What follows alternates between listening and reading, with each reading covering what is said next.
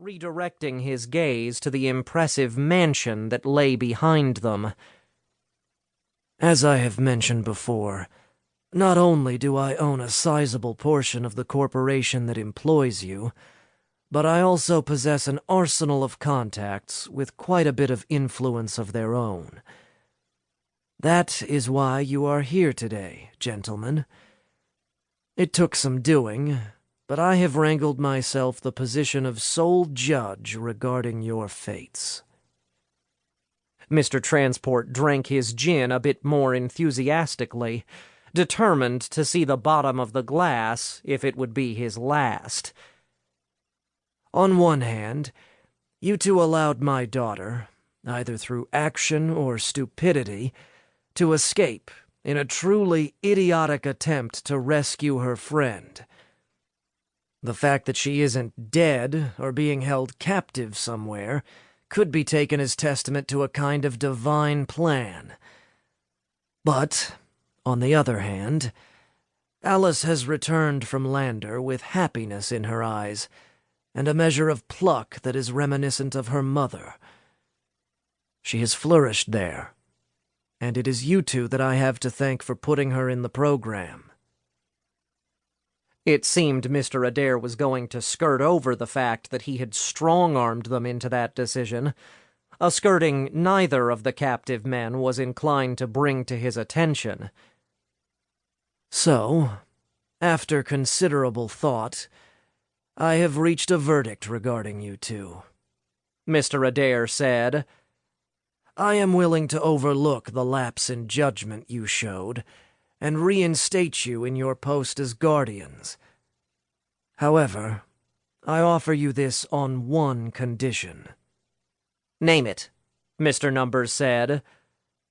To quell Lander's lack of confidence in you, a gesture of goodwill must be made. I happen to know they are seeking to replace the coaches who, let us say, creatively resigned. There is one man I know they are particularly hoping will take over George's role, yet they have had no luck in even locating, let alone convincing him. With Mrs. Tracking, I'm sure we can lend a hand, Mr. Transport offered. Mr. Adair reached under the table and produced a manila folder. He slid it across until it stopped at Mr. Transport's fingers. Finding him has been handled. It's the convincing I think you two can lend aid in. If you can talk him into taking the position, even if only for a year, you will be able to reclaim your former posts. Mr. Numbers took the folder and flipped it open, reviewing its contents. And if we can't? Then you no longer have any additional help to offer, Mr. Adair said. We understand, Mr. Numbers said, snapping the folder shut. We'll do it. Of course you will, Mr. Adair confirmed. Now, finish your drinks and get to it, boys. The clock is ticking.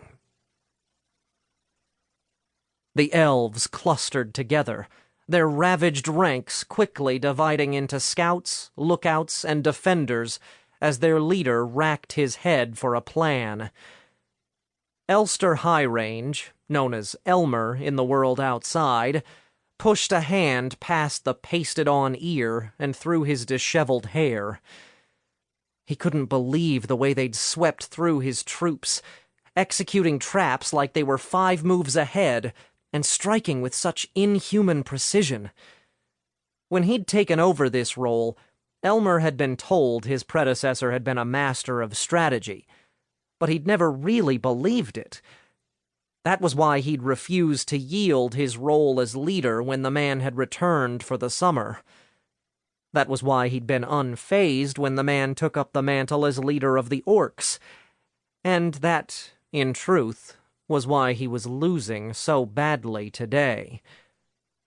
That, and the demon. Did you see it take out the battalion of 5?